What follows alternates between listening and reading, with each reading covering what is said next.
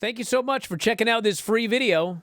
If you don't mind, please click like and subscribe. All right, we got to talk about Raw. Lots of stuff happened on this show. Newsworthy in a lot of ways. Actually, a great main event. I really liked the main event. It was a great main event. Yeah. All right, so the first 8 minutes of this show was Jey Uso yeeting, and then an encore, 10. and another encore. 10. He opened his mouth at the 10-minute mark.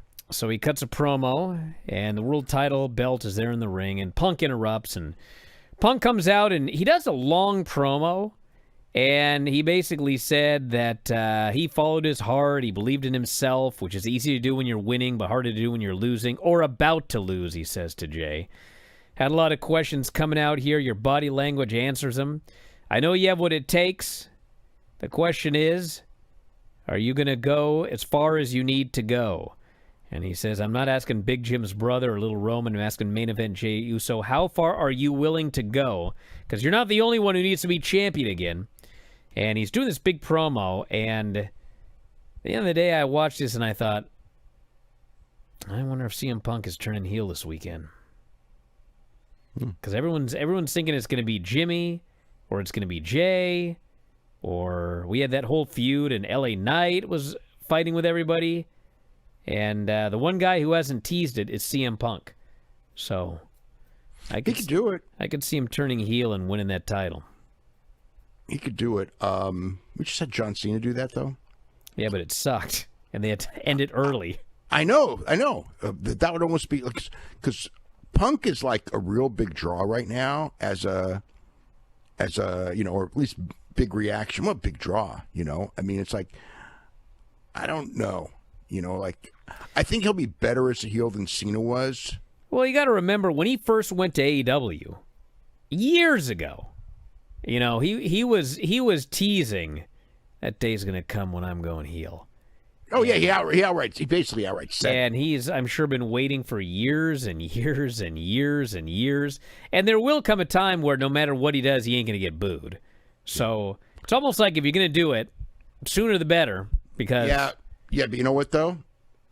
If the idea is... Unless they have him go with Heyman and everything, because, like, the whole thing is to build Braun Breaker and then to go and usurp Braun Breaker as the top heel with CM Punk right after he's the one who eliminated Seth Rollins.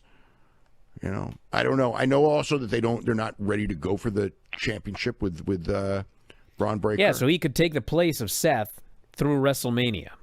Yeah, they could do that.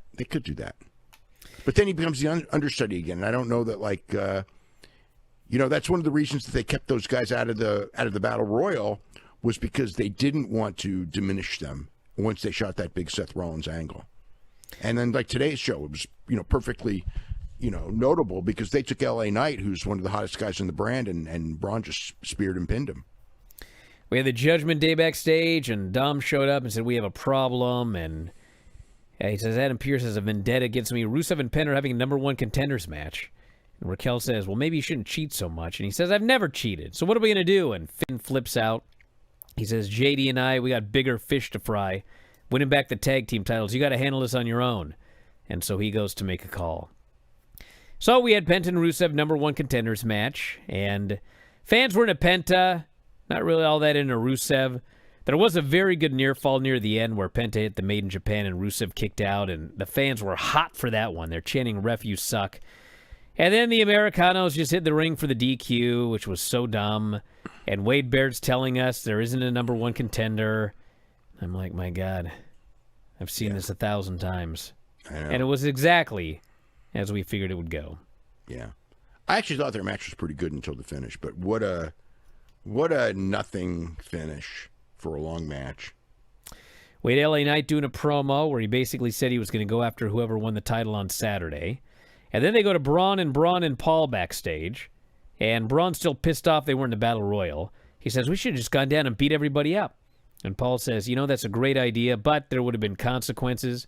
Adam Pearce would have suspended all of us without pay and done everything in his power to keep us away from that title.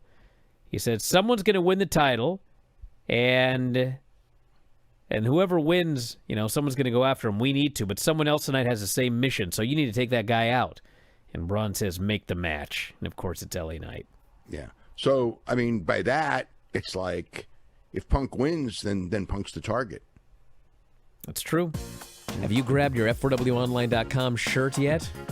Well, we got a bunch of them. They're up in the store right now. F4WOnline.com/shirts.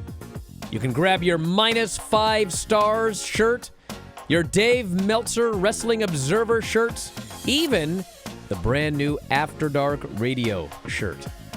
You love Granny? We have Granny's Gang shirts. Have you ever won a shoot battle royal? Probably not, but you can tell people you did.